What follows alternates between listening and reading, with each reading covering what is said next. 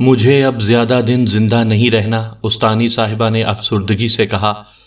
آپ ایسی باتیں کیوں کر رہی ہیں؟ میں نے کہا، میں نے اپنی والدہ کی شکل تو نہیں دیکھی۔ ابا نے بتایا تھا کہ مجھے جنم دیتے ہوئے وہ دنیا سے رخصت ہو گئی تھی، لیکن جو کچھ آپ نے میرے لیے کیا ہے، اگر وہ زندہ بھی ہوتی تو شاید اتنا کچھ نہ کر سکتی تھی۔ میں نے کہا اور وہ مسکرانے لگیں۔ یہ تو تمہاری سعادت مندی ہے، جو کچھ تم نے میری اندھی بیٹی کے لیے کیا اور جو کچھ آئندہ کرنے کا وعدہ کیا، گویا میرے سکون سے مر جانے کا سامان کر دیا ہے۔ ابھی مرنے کی باتیں نہ کریں، انشاءاللہ آپ اتنے عرصہ زندہ رہیں گی کہ شکیلہ اور میرے بچے کھلائیں گی۔ میں نے کہنے کو تو کہہ دیا، لیکن فوری طور پر باغی دماغ نے سرگوشی کی، کون کرے گا تجھ سے شادی؟ لوگ تو تیرا چہرہ دیکھتے ہی ڈر جاتے تھے، تبھی تو اپنا چہرہ برقع اور حجاب میں چھپائے پھرتی ہے تو۔ ذہن کی گئی سرگوشی کے جواب میں خاموش رہی تھی۔ ذہن نے کوئی غلط بات نہیں کی تھی۔ کس سوچ میں گم ہو؟ استانی صاحبہ نے کہا۔ تم نے محسوس تو کیا ہوگا کہ میں تمہارے ساتھ تھانے نہیں گئی تھی، استانی صاحبہ نے کہا تھا۔ ایسی کوئی بات نہیں ہے، میں نے کہا، آپ کی کوئی مجبوری بھی ہو سکتی ہے۔ مجبوری نہیں تھی کوئی، استانی صاحبہ نے کہا تھا۔ جب سے وہ انسپیکٹر آیا تھا، مجھے اس کی شکل جانی پہچانی نظر آئی تھی، لیکن ذہن نے ساتھ نہیں دیا تھا اور مجھے یاد ہی نہیں آ رہا تھا کہ وہ کون ہے۔ شاید ہنگامے نے بھی یادداشت کو بھٹکانے میں کام کیا تھا۔ تنہائی ملی تو مجھے یاد آ گیا کہ وہ کون ہے، استانی صاحبہ نے کہا تھا۔ کیا یاد آیا آپ کو؟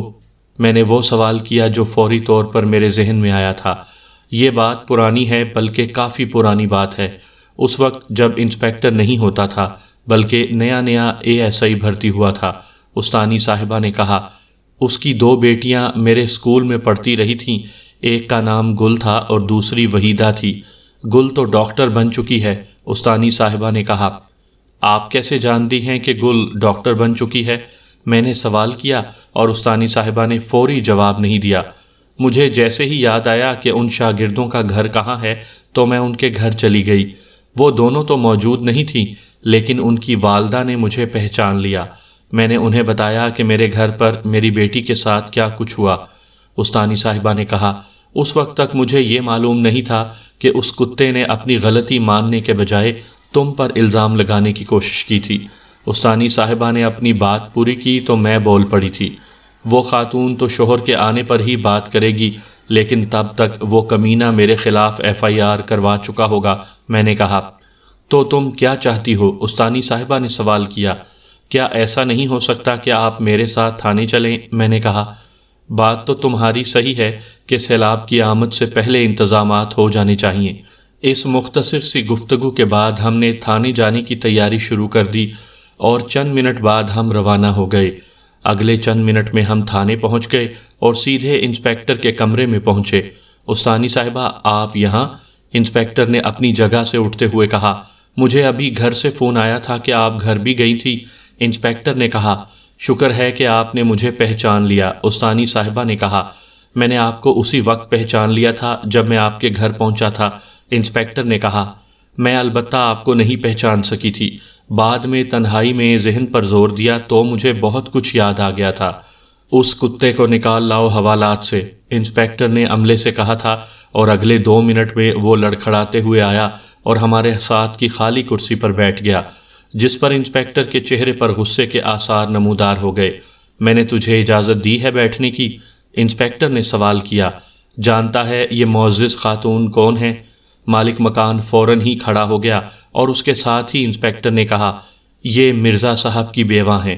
مالک مکان نے کہا، یہ جاننے کے باوجود تو نے ان کے گھر میں گھس کر ان کی صاحبزادی کے ساتھ دست درازی کرنے کی کوشش کی؟ انسپیکٹر نے سوال کیا۔ سر، میں بے گناہ ہوں، مالک مکان نے کہا۔ وہ جو تو 5 لاکھ روپے کی رشوت دے رہا تھا، FIR کاٹنے کے لیے وہی ثبوت کافی ہے کہ تو بے گناہ نہیں بلکہ مجرم ہے۔ میں اس سے الگ کمرے میں بات کرنا چاہتی ہوں، استانی صاحبہ نے کہا۔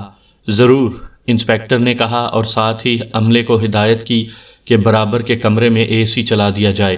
آپ جائیں، میں اسے بھجواتا ہوں، انسپیکٹر نے استانی صاحبہ سے کہا۔ وہ اپنی جگہ سے اٹھیں تو انہوں نے میرا بھی ہاتھ پکڑ لیا اور سرگوشی کی۔ تم بھی چلو، اور میں ان کے ساتھ کمرے میں چلی گئی جہاں مجسٹریٹ صاحب نے بیانات لیے تھے۔ ہم اس کمرے میں پہنچے ہی تھے کہ محرر کے ساتھ کمرے میں مالک مکان داخل ہوا۔ جی فرمائیے، آپ کو کیا کہنا ہے؟ مالک مکان نے کمرے میں داخل ہوتے ہی کہا۔ جو کچھ انسپکٹر صاحب نے فرمایا وہ تو آپ نے سن لیا۔ استانی صاحبہ نے مالک مکان کو مخاطب کیا تھا۔ یہ ان کا بڑا پن تھا کہ اپنی بیٹی کے ساتھ اس طرح کی دست درازی کرنے والے سے تمیز سے بات کر رہی تھی۔ میں نے بھی سن لیا ہے اور اچھی طرح سمجھ بھی آ گیا ہے کہ میرے ساتھ کیا کچھ ہو سکتا ہے۔ تم یقینی طور پر پھانسی پر جھولنا پسند نہیں کرو گے، استانی صاحبہ نے کہا۔ تمہید چھوڑیں، مقصد کی بات کریں، مالک مکان نے کہا۔ میں تمہید اس لیے باندھ رہی تھی کہ تم فیصلہ کر لو کہ تم جان بچانے کے لیے کتنی رقم خرچ کر سکتے ہو، استانی صاحبہ نے کہا۔ آپ کا مطالبہ کیا ہے؟ مالک مکان سودے بازی کے موڈ میں تھا۔ کم سے کم 40 لاکھ، استانی صاحبہ سے پہلے میں نے کہہ دیا۔ یہ تو بہت زیادہ ہیں، مالک مکان بولا۔ اتنے کا تو وہ مکان بھی نہیں ہے۔ میرا اندازہ صحیح نکلا کہ وہ سودے بازی چاہتا ہے۔ 5 منٹ میں تم نے یہ نہ مانا تو رقم میں 10 لاکھ کا اضافہ بھی ہو سکتا ہے، میں نے کہا۔ لیکن اتنی رقم میں لاؤں گا کہاں سے؟ مالک مکان نے مسکین بننے کی کوشش کی تھی۔ ہمارے علم میں یہ بات ہے کہ تمہارے اسی علاقے میں 8 مکانات اور بھی ہیں۔ جان بچانی ہے اور جیل سے بچنا ہے تو وہ مکان بیچو اور رقم دے دو، اس بار استانی صاحبہ نے کہا۔ مکان بیچ دوں گا تو کھاؤں گا کہاں سے، جبکہ 2 بیویاں ہیں میری، مالک مکان گھگھیاتے ہوئے بولا۔ ابھی بات یہیں تک پہنچی تھی کہ انسپکٹر صاحب کمرے میں آ گئے۔ ہاں بھائی، کیا کہتے ہو؟ انسپکٹر نے براہ راست مالک مکان کو مخاطب کیا۔ سر، یہ رقم اتنی مانگ رہی ہیں جو میری بساط سے باہر ہے، مالک مکان نے کہا تھا۔ اس کا مطلب ہے کہ پھانسی پر لٹکنا تمہاری بساط میں ہے، انسپکٹر نے کہا۔ 5 منٹ سے زیادہ ہو گئے ہیں، میں نے مالک مکان کو یاد دلا دیا۔ اس فقرے کا کیا مطلب ہے؟ انسپکٹر نے مجھ سے پوچھا۔ انہوں نے 40 لاکھ کا مطالبہ کیا ہے اور یہ بھی کہا ہے کہ 5 منٹ بعد 10 لاکھ بڑھ جائیں گے، مالک مکان نے تشریح کی۔ 40 لاکھ کوئی اتنی بڑی رقم نہیں ہے، انسپکٹر نے جواب دیا۔ میری بساط سے یہ رقم زیادہ ہے، مالک مکان نے کہا۔ تم اندازہ کر سکتے ہو کہ وکیل تمہارا کیس لڑنے کے لیے کتنی رقم مانگ سکتے ہیں۔ تمہارا کیس بالکل اوپن اینڈ شٹ کیس ہے، انسپکٹر صاحب نے کہا۔ میرا مشورہ تو یہی ہے کہ رقم دو اور جان بچاؤ۔ میں آپ کو ہی ثالث بناتی ہوں کہ آپ اس سے رقم لے کر مجھے پہنچا دیں، استانی صاحبہ نے کہا۔ آپ مجھے مشکل ٹاسک دے رہی ہیں، انسپکٹر نے کہا۔ ہم تھانے سے نکلے تو استانی صاحبہ نے سوال کیا، یہ 40 لاکھ کی رقم کیوں مانگی تم نے؟ میں استانی صاحبہ کا سوال سن کر کچھ دیر خاموش رہی تھی۔ پہلی قسط تو میں نے ابا کی گریجویٹی سے ادا کی تھی، دوسری قسط کا میں نے وعدہ تو کر لیا، لیکن سمجھ میں نہیں آ رہا تھا کہ کہاں سے ادا کروں گی۔ بس میرا تکیہ اللہ کی ذات پر تھا اور اسی نے یہ سبب بنا دیا، میں نے جواب دیا۔ بے شک وہ اپنے بندوں کو مایوس نہیں کرتا، استانی صاحبہ نے کہا۔ ہم گھر پہنچے تو استانی صاحبہ تو کچن کی جانب چل دیں۔ ان کی دواؤں کی دراز سے میں نے ان کی بلڈ پریشر کی دوا نکالی اور کچن میں جا کر انہیں دی تو انہوں نے مجھے گھورا۔ کیوں مجھے زندہ رکھنا چاہ رہی ہو جبکہ میں جلد سے جلد وکیل صاحب کے پاس جانا چاہ رہی ہوں، استانی صاحبہ نے ڈانٹنے والے انداز میں کہا۔ اپنے لیے نہیں تو شکیلہ اور میرے لیے آپ کو زندہ رہنا ہوگا۔ میں نے ان کی ڈانٹ کی پرواہ نہ کی۔ وہ رات اپنے گھر پر بلکہ اپنے بستر پر گزاری تھی۔ اگلی صبح میں نے انڈے ابالے اور ابلے انڈوں کا ناشتہ کر کے گھر سے نکل گئی۔ میں نے برابر میں مرزا صاحب کے گھر کی جانب دیکھا، دروازہ کھلا ہوا تھا، لیکن میں گھر کے اندر نہیں گئی بلکہ سیدھی تائی کوانڈو کے دفتر پہنچی۔ اشرف تائی سے ملنا ہے۔ کیوں ملنا ہے؟ وہاں موجود صاحب نے سوال کیا۔ تائی صاحب شام میں آتے ہیں، میرے کچھ کہنے سے پہلے ہی انہوں نے بتا دیا۔ شام میں کب تک؟ 4 بجے بھی آ سکتے ہیں اور 8 بجے بھی آ جاتے ہیں، اس نے اپنی بات جاری رکھی۔ مجھے کراٹے کی کلاسوں میں داخلہ لینا ہے، میں نے اپنی آمد کا مقصد بتایا۔ 2 بجے کے بعد آئیے گا، اس نے کہا۔ 2 بجے کے بعد کیوں؟ میں نے سوال کیا۔ ہمارے فیمیل ٹرینر کی ڈیوٹی 2 بجے کے بعد ہوتی ہے، اس نے کہا۔ لیکن کراٹے سیکھنے کے لیے آپ کو یہ برقع اتارنا ہوگا۔ وہ کیوں؟ میں نے سوال کیا۔ بی بی، تائی کوانڈو ایک سپورٹس ہے اور برقعے میں کوئی سپورٹس نہیں کھیلا جاتا، اس نے کہا، اور مایوسی کے بادل میرے چاروں طرف چھانے لگے۔ اس کا ایک مطلب تو یہ ہے کہ میں حارث کو قتل نہیں کر سکوں گی، میں نے سوچا اور وہاں سے میں مایوس واپس آ گئی۔ جنہیں کراٹے نہیں آتے کیا وہ قتل نہیں کرتے؟ میں نے خود کو تسلی دی۔ وہاں سے میں پیدل ہی چل پڑی۔ کافی دور آنے کے بعد میں نے خود سے سوال کیا، آخر تم جانا کہاں چاہتی ہو؟ اور میں علی کلینک کے پاس سے ٹرن ہو گئی اور صدر دواخانے تک پہنچ گئی۔ اس سے کچھ آگے ایک موٹر ٹریننگ اسکول کا بورڈ نظر آیا۔ مجھے ڈرائیونگ سیکھنی ہے۔ میں دفتر میں داخل ہوتے ہی استقبالیہ کی جانب بڑھی، جہاں ایک ماڈرن کپڑوں میں ملبوس لڑکی بیٹھی تھی۔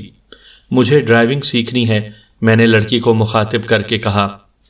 ویلکم، اس نے مجھے خوش آمدید کرنے والے انداز میں کہا، لیکن میں برقع نہیں اتاروں گی۔ میں نے کہا، آپ سے کس نے کہا کہ ڈرائیونگ سیکھنے کے لیے برقع اتارنا ضروری ہے؟ اس لڑکی نے کہا اور میں مطمئن سی ہو گئی۔ ہمارے مذہب نے بھی پردے کا حکم دیا ہے۔ ماڈرن کپڑوں والی لڑکی نے مذہب کی بات کی تھی۔ 5000 فیس ہوگی، اسی لڑکی نے کہا۔ اور کتنے دن میں ڈرائیونگ سیکھ لوں گی؟ میں نے سوال کیا۔ یہ تو آپ کے سیکھنے کی صلاحیت پر ہے، اس کا جواب تھا۔ 1 ہفتے یا 1 ماہ؟ میں نے اپنے سوال کو بدل دیا تھا۔ یہ مہینوں کی نہیں بلکہ دنوں کی بات ہے۔ اس نے مجھے اطمینان دلایا تھا۔ اگر کل میں فیس جمع کروا دوں تو؟ میں نے سوال کیا۔ کل جمعہ ہے، اس لڑکی نے کہا، اگلے جمعے تک آپ ڈرائیور ہو جائیں گی۔ ڈرائیونگ لائسنس کا کیا ہوگا؟ میں نے سوال کیا۔ بنوا دیں گے لیکن اس کی فیس الگ ہوگی، لڑکی نے جواب میں کہا۔ میں نے ایمپریس مارکیٹ سے کوچ لی اور چندی گڑھ روڈ پہنچ گئی اور اس گلی کے 2 چکر کاٹے جہاں حارث کام کرتا تھا۔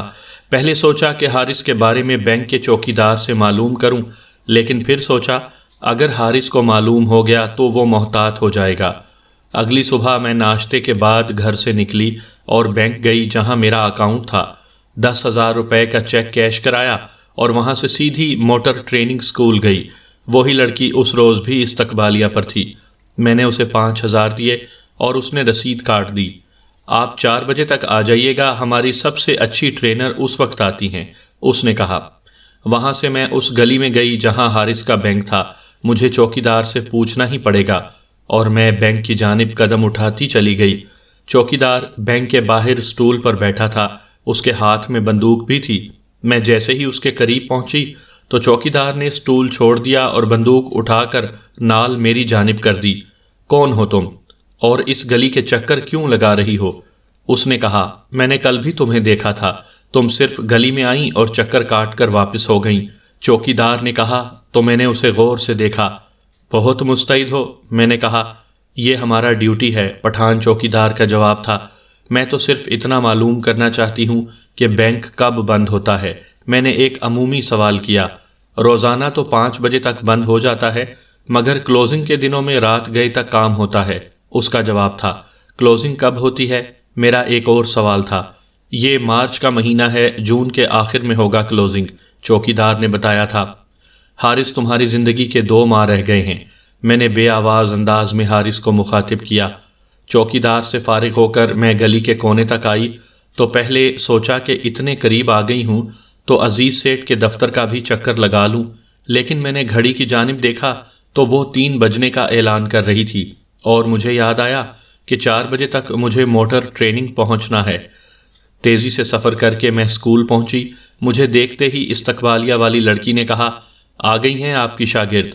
اس کی مخاطب یقینی طور پر میں نہیں تھی، ایک برقع پوش خاتون جو وہیں ایک کرسی پر تھی اپنی جگہ سے اٹھ کر میری جانب بڑھیں۔ آپ ہی ہیں جو ڈرائیونگ سیکھنے کی خواہش مند ہیں؟ اس کے لہجے میں ایک احترام تھا۔ جی میں ہی وجی ہوں، میں نے اپنا تعارف کروایا۔ مجھے شاہدہ کہتے ہیں، میں آدھے گھنٹے سے آپ کا انتظار کر رہی تھی۔ وہ ادھیڑ عمر خاتون تھی اور نارمل سے شلوار سوٹ میں ملبوس تھیں، لیکن اس پر انہوں نے برقع لے رکھا تھا۔ مجھے خوشی ہوئی کہ وہ بھی میری طرح ہی تھی، یعنی برقع اور حجاب میں تھیں۔ چلیں، میں نے کہا اور وہ فوراً ہی باہر کی جانب چل پڑی۔ ہم دونوں پارکنگ میں کھڑی اس گاڑی کی جانب چل دیے جس پر اس موٹر ٹریننگ اسکول کا نام درج تھا۔ اتنی دور پارکنگ کیوں کرتی ہیں؟ میں نے سوال کیا۔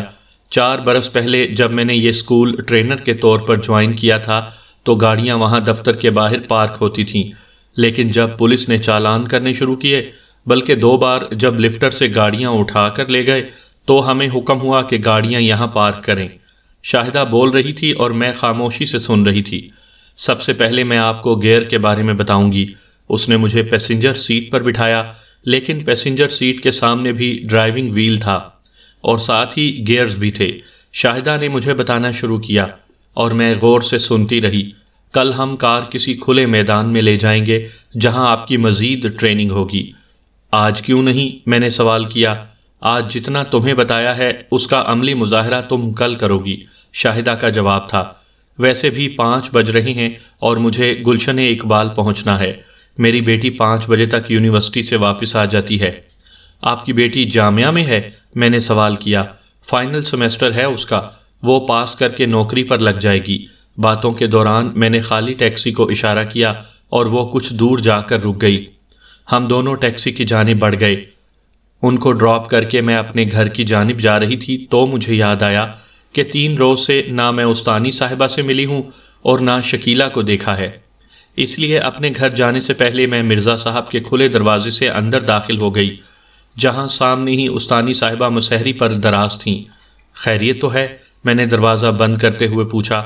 بس ایسے ہی سر میں شدید درد ہو رہا تھا تو میں نے سوچا کچھ دیر آرام کر لوں۔ استانی صاحبہ نے جواب میں کہا، تم بتاؤ تم کہاں غائب ہو؟ انہوں نے مجھ سے سوال کیا۔ مجھے کہاں غائب ہونا ہے؟ میں نے جواب دینا شروع کیا۔ بس اسی فلیٹ کے چکر میں ہوں، میں نے کہا۔ فلیٹ پر یاد آیا، صبح وہ انسپیکٹر صاحب آئے تھے، انہوں نے تمہاری امانت میرے حوالے کر دی ہے۔ انہوں نے مسحری کے ساتھ ہی رکھے ایک باکس کی جانب ہاتھ بڑھایا اور اس میں سے ایک شاپر نکال کر مجھے دیا۔ شاپر میں بہت سے 5000 کے نوٹ تھے۔ گن لے، استانی صاحبہ نے کہا اور میں مسکرا دی۔ آپ نے گن لیے، کافی ہے میرے لیے، میں نے کہا۔ انسپیکٹر صاحب کہہ رہے تھے کہ رقم دیتے ہوئے آپ دونوں کو گالیاں بھی دے رہا تھا، بلکہ زیادہ گالیاں وہ تمہیں دے رہا تھا، استانی صاحبہ نے کہا۔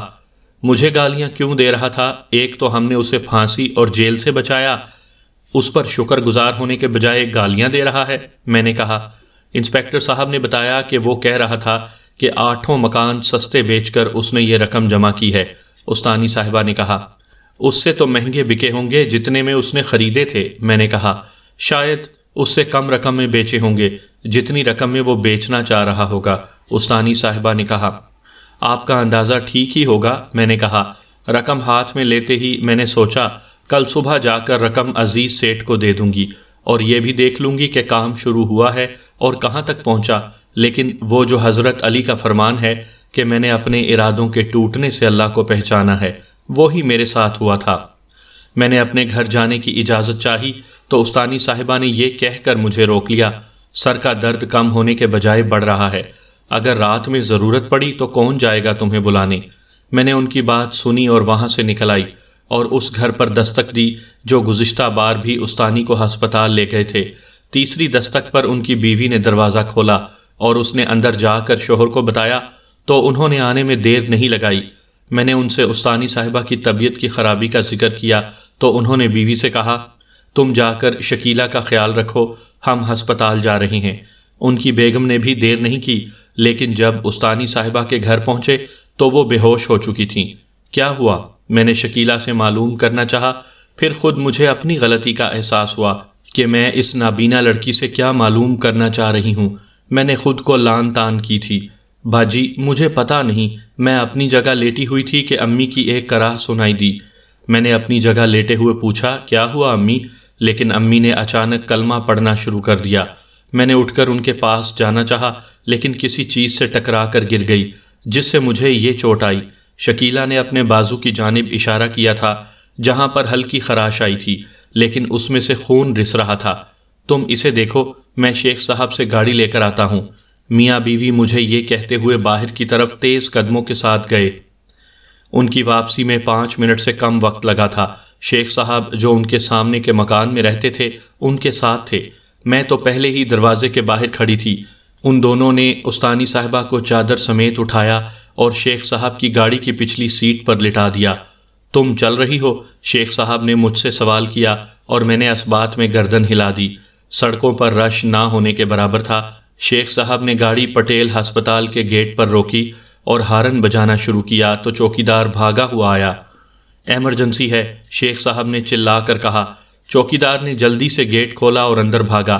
پھر جب وہ واپس آیا تو اس کے ساتھ 2 وارڈ بوائے تھے اور ان کے پاس اسٹریچر بھی تھا۔ استانی صاحبہ کو اسٹریچر پر لٹا کر وارڈ بوائے اندر کی طرف بھاگے تھے اور اس جگہ پہنچے جہاں 2 ڈاکٹرز موجود تھے۔ جیسے ہی وارڈ بوائز نے ڈاکٹروں کے سامنے استانی صاحبہ کو بیڈ پر لٹایا تو ایک ڈاکٹر بول پڑا، یہ خاتون تو ابھی چند دن پہلے بھی آئی تھیں، ان کا بلڈ پریشر بہت بڑا ہوا تھا اور آپ ہی ان کے ساتھ آئے تھے۔ اس ڈاکٹر نے ان صاحب کی جانب اشارہ کیا جن کو گھر سے میں بلا کر لائی تھی۔ ہم نے آپ سے کہا تھا کہ انہیں کوئی ٹینشن نہ ہونے دیں اور باقاعدگی سے دوا استعمال کروائیں۔ میں نے اسی روز ان کو دوا دی تھی۔ میں نے کہا، آپ کی تعریف؟ ایک ڈاکٹر نے سوال کیا۔ میں وجی ہوں اور استانی صاحبہ کی پڑوسن ہوں۔ میں نے کہا، کیا ان کی اپنی کوئی اولاد نہیں ہے؟ اسی ڈاکٹر نے سوال کیا۔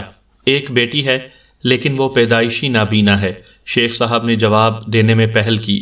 انہوں نے بتایا تھا کہ ان کے شوہر وکیل تھے لیکن ان کا انتقال ہو گیا ہے۔ ڈاکٹر نے کہا، مجھے یوں محسوس ہو رہا ہے کہ آپ نے جو انہیں بلڈ پریشر کی گولی دی تھی وہ آخری گولی تھی۔ ڈاکٹر نے استانی صاحبہ کے چہرے کو چادر سے ڈھانپتے ہوئے کہا، یہ ایک طرح سے اعلان تھا کہ استانی صاحبہ اب دنیا میں نہیں رہیں، اور تب ہی مجھے یاد آیا کہ جلدی میں وہ شاپر جو انسپیکٹر صاحب نے استانی صاحبہ کو دیا تھا وہ تو میں نے وہیں چھوڑ دیا تھا۔ اب اس بیچاری اندھی لڑکی کا کیا ہوگا؟ شیخ صاحب کی زبان سے نکلا۔ باپ تو اس کا پہلے ہی نہیں رہا تھا، اب ماں بھی چلی گئی۔ شیخ صاحب نے اظہار افسوس کرتے ہوئے کہا، میں ابھی زندہ ہوں، خیال رکھوں گی اس کا۔ میں نے کہا، میں وہیں لاش کے پاس رکی اور دونوں مرد ڈاکٹرز کے ساتھ اندر چلے گئے تھے، شاید ڈیتھ سرٹیفکیٹ لینے اور دوسرے انتظام کرنے گئے تھے۔ کچھ دیر بعد جب وہ واپس آئے تو اس وقت بھی میری آنکھوں سے آنسو بہہ رہے تھے۔ صبر کے علاوہ ہم کر بھی کیا سکتے ہیں؟ شیخ صاحب نے میرے سر پر ہاتھ رکھ کر کہا تھا، ہم نے ایمبولنس کا انتظام بھی کر لیا ہے، میں یہ سمجھتا ہوں کہ ڈیڈ باڈی کے ساتھ تم چلی جاؤ۔ شیخ صاحب نے مجھے مخاطب کیا تھا۔ میں نے زبان سے نہیں لیکن دل میں ان کا شکریہ ادا کیا، کیونکہ میں جلد سے جلد واپس جانا چاہتی تھی، اس سے پہلے کہ وہاں بہت سے لوگ آ جائیں۔ پھر میں ہی 2 وارڈ بوائے کے ساتھ ایمبولنس میں بیٹھ گئی۔ ان میں سے ایک وارڈ بوائے لاش کے بائیں جانب بیٹھ گیا اور میں ڈیڈ باڈی کے دائیں جانب تھی۔ فاصلہ طے کرنے میں زیادہ وقت نہیں لگا، 10 منٹ سے بھی کم وقفے میں ہم مرزا صاحب کے گھر پہنچ گئے۔ گھر میں داخل ہونے والی میں پہلی خاتون تھی۔ محلے کے بہت سے لوگ گھر کے باہر جمع تھے۔ ایمبولنس کو دیکھ کر ان میں سے بہت سے مرد آگے بڑھے۔ میں گھر میں داخل ہوئی۔ اندر داخل ہوتے ہی میں نے شکیلہ کو آواز دی۔ شکیلہ اپنی جگہ بیٹھی ہوئی تھی۔ میری آواز سنتے ہی وہ اپنی جگہ سے اٹھائی، لیکن اس کے آگے بڑھنے سے پہلے میں آگے بڑھی۔ کیا ہوا باجی؟ شکیلہ نے آہستگی سے سوال کیا۔ میں نے اس کے جواب میں اسے گلے سے لگایا اور میری آنکھوں نے آنسو گرانے شروع کر دیے۔ میں سمجھ گئی باجی، شکیلہ نے رندھے ہوئے لہجے میں کہا، اور پھر اس نے سرگوشی کی۔ باجی، آپ اپنا شوپر بھول گئی تھی۔ اس نے سرگوشی کی اور میرے اندر اطمینان کی ایک لہر اترتی چلی گئی، اور یہ اطمینان اس وقت بڑھ گیا جب شکیلہ نے شوپر میری جانب بڑھا دیا۔ یہ وہی شوپر تھا جس میں نوٹ تھے۔ میں نے اسے اپنے قبضے میں لے لیا اور پرس میں رکھ لیا۔ اسی دوران وارڈ بوائز کے ساتھ محلے کے چند افراد استانی صاحبہ کی لاش لے کر گھر میں داخل ہوئے۔ میں نے آگے بڑھ کر چارپائی کی چادر ٹھیک کی اور استانی صاحبہ کو اسی چارپائی پر لٹا دیا جس پر وہ پوری زندگی رہی تھی۔ شیخ صاحب کی بیگم نے آگے بڑھ کر شکیلہ سے کہا، شکیلہ، تمہاری اماں اب نہیں رہیں، اور میں نے شکیلہ کی بے نور آنکھوں سے آنسو نکلتے دیکھے۔ باجی یہ کہہ رہی ہیں کہ اماں اب نہیں رہیں؟ شکیلہ نے مجھ سے سوال کیا۔ میں ہوں نا، میں نے اسے ایک بار پھر گلے سے لگاتے ہوئے کہا۔ شکیلہ میری تسلیوں کے باوجود رو رہی تھی۔ بہت سے محلے والے اس چھوٹے سے گھر میں آ چکے تھے۔ تدفین کہاں ہونی ہے؟ شیخ صاحب آئے تو انہوں نے سوال کیا۔ میرا خیال ہے وہ قبرستان مناسب رہے گا جہاں مرزا صاحب دفن ہوئے تھے۔ تمہارا کیا فیصلہ ہے شکیلہ؟ اس بار شیخ صاحب براہ راست شکیلہ سے مخاطب تھے۔ شکیلہ خاموش رہی۔ قبر کے پیسے تو میں نے دے دیے ہیں، شیخ صاحب نے کہا۔ استانی صاحبہ میری والدہ کی طرح تھیں، تمام اخراجات میں برداشت کروں گا۔ ہو سکتا ہے اس وقت تمہارے پاس پیسے ہوں لیکن یہ اخراجات کم نہیں ہوں گے، شیخ صاحب نے کہا۔ میں اپنی ماں جیسی ہستی کو چندے سے دفن نہیں ہونے دوں گی، میں نے 2 ٹوک لہجے میں کہا، اور وہ تمام لوگ اچانک چپ ہو گئے جو شیخ صاحب کی حمایت کر رہے تھے۔ غسل کے بعد استانی جی کو مرزا صاحب کے قریب ہی دفن کر دیا گیا۔ تدفین کے بعد تمام لوگ رخصت ہو گئے۔ اگلے روز میں سیدھی آئی چندی گڑھ پہنچی۔ اس وقت صبح کے 11 بج چکے تھے۔ میں عزیز سیٹھ کے دفتر پہنچی تو عزیز سیٹھ تو دفتر میں نہیں تھے، البتہ بابر اپنی سیٹ پر موجود تھا۔ میں اس روز بھی سیڑھیوں کے ذریعے اوپر گئی تھی۔ بابر نے مجھے دیکھا تو اس کے چہرے پر مسکراہٹ آ گئی تھی۔ عزیز سیٹھ 10 منٹ میں پہنچنے والے ہیں، میری ابھی ان سے بات ہوئی ہے۔ بابر کی بات صحیح ثابت ہوئی تھی۔ عزیز سیٹھ 10 منٹ سے پہلے ہی آ گئے تھے۔ ان کے ساتھ ٹھیکیدار بھی تھا۔ مجھ پر نظر پڑتے ہی عزیز سیٹھ اور ٹھیکیدار کے چہروں پر 2 الگ الگ تاثرات آئے تھے۔ ان دونوں نے باری باری مجھے مخاطب کیا تھا۔ پہلے عزیز سیٹھ نے کہا، مجھے تو آپ کی آمد 15 تاریخ تک متوقع تھی، اور میں مسکرا دی۔ آپ شاید دوسری قسط کی توقع کر رہے تھے۔ یہ کہتے ہوئے میرا ہاتھ پرس کی طرف بڑھا جس میں وہ شاپر تھا جس میں رقم تھی۔ میں نے رقم عزیز سیٹھ کو دی اور انہوں نے شاپر دراز میں ڈال لیا۔ انہیں وہ فلیٹ دکھا دیں جو اب فنیشنگ کے قریب ہے، عزیز سیٹھ نے ٹھیکیدار سے کہا، اور ٹھیکیدار کے ساتھ میں بھی اپنی جگہ سے اٹھ گئی اور ٹھیکیدار مجھے لفٹ کے ذریعے اوپر لے گیا۔ لفٹ چھت سے 1 منزل پہلے ختم ہو گئی تو ہم چھت پر سیڑھیوں کے ذریعے پہنچے۔ ٹھیکیدار کی رہنمائی میں ہم اس جانب بڑھے تھے جہاں کمرے بن رہے تھے۔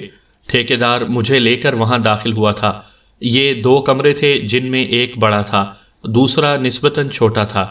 ہماری تو ایک کمرے کی بات ہوئی تھی، میں نے کہا، اور ٹھیکیدار مسکرانے لگا۔ آپ نے یہ کہا تھا کہ آپ 2 بہنیں ہیں، تو میں نے اور عزیز سیٹھ نے فیصلہ کیا کہ ایک کمرہ تو صحیح نہیں رہے گا۔ کب تک مکمل ہو جائے گا یہ؟ میں نے پوچھا۔ آج مارچ کی 7 تاریخ ہے، 15 تک مکمل ہو جائے گا، صرف فنیشنگ کا کام رہ گیا ہے۔ اس چھوٹے کمرے کو بیٹھک کے طور پر بھی استعمال کر سکتی ہیں آپ، ٹھیکیدار نے کہا، اور میں مسکرا دی۔ ہمارا کوئی رشتہ دار ہی نہیں تو ملنے کون آئے گا؟ میں نے کہا، اور ٹھیکیدار کے چہرے پر ایسی مسکراہٹ آ گئی جسے میں کوئی نام نہ دے سکی۔ ہم ایک بار پھر سیڑھیوں سے نیچے اترے اور پھر لفٹ کے ذریعے پہلی منزل پر آ گئے اور ٹھیکیدار کی قیادت میں اس کمرے میں پہنچے جہاں عزیز سیٹھ موجود تھے۔ دیکھ لیا آپ نے اپنا فلیٹ؟ عزیز سیٹھ نے سوال کیا۔ آپ سے اب 15 تاریخ تک ملاقات ہوگی، میں نے اپنی جگہ سے اٹھتے ہوئے عزیز سیٹھ کو مخاطب کیا۔ آپ کا سامان کتنا ہوگا؟ ٹھیکیدار نے سوال کیا۔ کچھ زیادہ نہیں ہے، میں نے جواب میں کہا۔ اب آپ سے 16 مارچ کو ملاقات ہوگی، عزیز سیٹھ نے یہ کہتے ہوئے اپنی جگہ چھوڑ دی۔